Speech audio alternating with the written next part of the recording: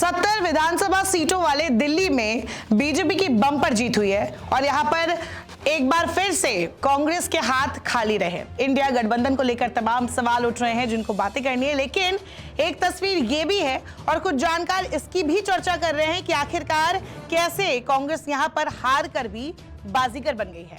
हम ऐसा क्यों कह रहे हैं, इसके पीछे भी कई तरह के वजह है। अगर आप आज की बात करें तो आज जैसे ही रुझान शुरू हुए और नंबर बदलना शुरू हुआ तो कांग्रेस की नेता अलका लांबा हो या फिर संदीप दीक्षित हो, इनके बयान इस तरीके से आ रहे थे, इनके चेहरों के हाव भाव से ऐसा लग रहा था कि कांग्रेस के जो नेता है उनको भले ही जीत ना मिल रही हो लेकिन वो खुश है कि आम आदमी पार्टी को हार का सामना करना पड़ रहा है। ऐसा क्यों कहा जा रहा है? क्योंकि लगभग 2 साल से 2013 तक कांग्रेस में का जो हाल था दिल्ली में वो जबरदस्त था। शीला दीक्षित की सरकार थी और दिल्ली में कांग्रेस को एक कह सकते कि गढ़ था कांग्रेस का, लेकिन फिर 2015 में आम आदमी पार्टी आई, एक आंदोलन से निकली पार्टी आई, केजरीवाल सामने आए और केजरीवाल ने कांग्रेस को यहां से लगभग गायब कर दिया।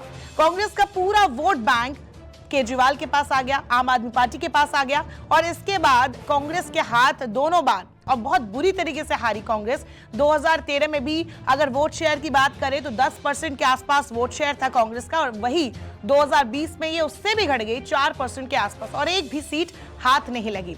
इस बार भी 2025 के विधानसभा चुनाव में भी अगर दिल्ली की बात करें तो कांग्रेस को सुबह कुछ रुझानों में देखा जा रहा था, लेकिन फिर कांग्रेस गायब दिखी, कांग्रेस को कोई सीट नहीं मिली है।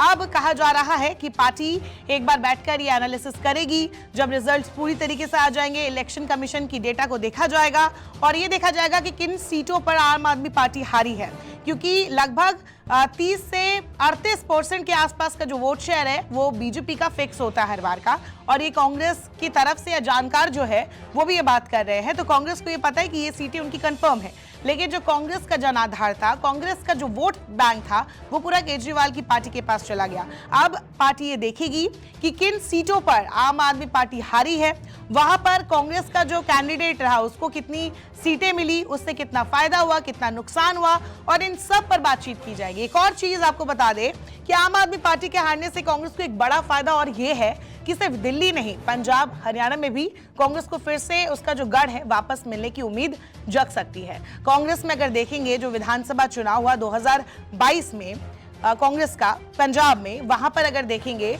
तो आम आदमी पार्टी को सबसे ज्यादा सीटें मिली, 100 से ज्यादा सरकार बनी और सेकंड नंबर की पार्टी बनी कांग्रेस, जिसको लगभग 17-18 सीटें मिली थी।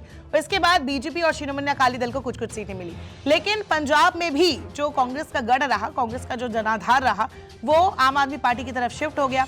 लेकिन अब आम आदमी पार्टी के जिस तरीके से बड़े नेता, फायर ब्रांड नेता केजरीवाल हो या फिर सिसोदिया हो, ये हार गया। और सबसे बड़ी बात कि केजरीवाल जिन्होंने पार्टी बनाई, जो कि पार्टी के सबसे बड़े चेहरे, जैसे कि बीजेपी को अगर देखा जाए अभी तो बीजेपी के सबसे बड़े चेहरे के तौर पर नरेंद्र मोदी को देखा जाता है। अगर वो हार जाए चुनाव तो एक बड़ा धक्का बीजेपी को लगेगा। ठीक उसी तरह आम आदमी पार्टी के लिए कहा जा रहा है कि जिस तरीके से केजरीवाल हारे हैं और जिस तरीके से ये पार्टी आंदोलन से निकली है तो इसके भविष्य को लेकर अब तरह तरह के सवाल उठ रहे हैं कि कहा बहुत सारे लोग कह रहे हैं कि ये पार्टी अब टिक पाएगी कि नहीं, ये भी नहीं पता। और इसको लेकर जिस तरीके से केजरीवाल हारे हैं, नेतृत्व लेकर सवाल उठेगा कि आखिरकार आम आदमी पार्टी का नेतृत्व कौन संभालेगा।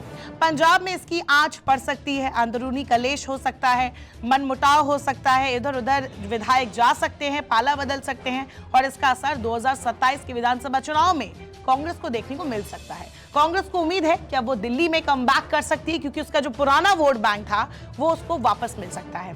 ये सारी बातें हम क्यों कर रहे हैं? क्योंकि अगर आप देखेंगे तो जिस तरीके से राहुल गांधी, प्रियंका गांधी चुनाव के अंतिम दिनों में बाहर निकले दिल्ली में और जोर धुआंधार तरीके से उन्होंने चुनावी प्रचार किया। राहुल गांधी ने अपनी हर जनसभा में केजरीवाल को भरकर सुनाया, बहुत कुछ कहा उनके बारे में और उनकी जो बातें थी उससे ऐसा लगा कि जो कांग्रेस के पुराने वोटर्स थे उन पर ये बातें लगी और इसका कुछ ना कुछ असर देखने को मिला।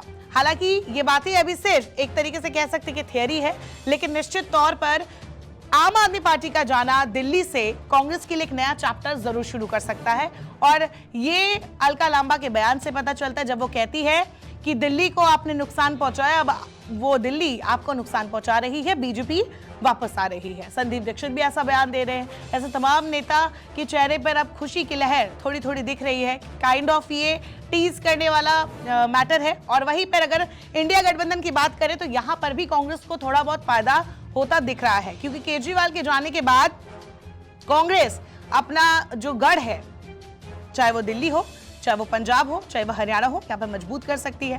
पुराना जनाधार इसको वापस मिल सकता है।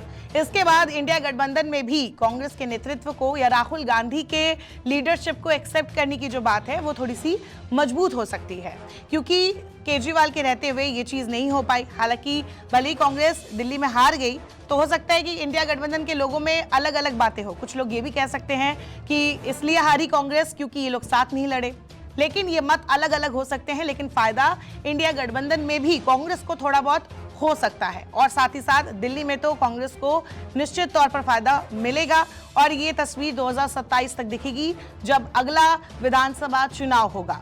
इतना ही नहीं, कांग्रेस के मजबूत होने से कई क्षेत्रीय पार्टियों का अस्तित्व खतरे में पड़ सकता है। उत्तर प्रदेश में अखिलेश यादव, बिहार में तेजस्वी यादव, बंगाल में ममता बनर्जी और महाराष्ट्र में शरद पवार के लिए राहुल गांधी के नेतृत्व को स्वीकार करना मजबूरी भी बन सकता है। इंडिया गठबंधन में गैर कांग्रेसी दलों के गठजोड़ को झटका लग सकता है।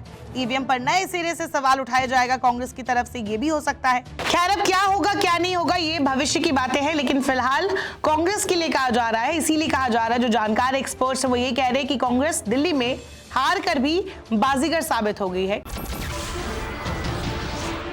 नमस्कार, मैं हूं मानक गुप्ता। अगर आपको हमारा ये वीडियो पसंद आया हो तो इसे लाइक और शेयर जरूर करें, और हाँ, हमें सब्सक्राइब और फॉलो करना ना भूलें ताकि आप देश और दुनिया की कोई खबर मिस ना करें। तो जुड़े रहिए हमारे साथ और देखते रहिए न्यूज़ 24।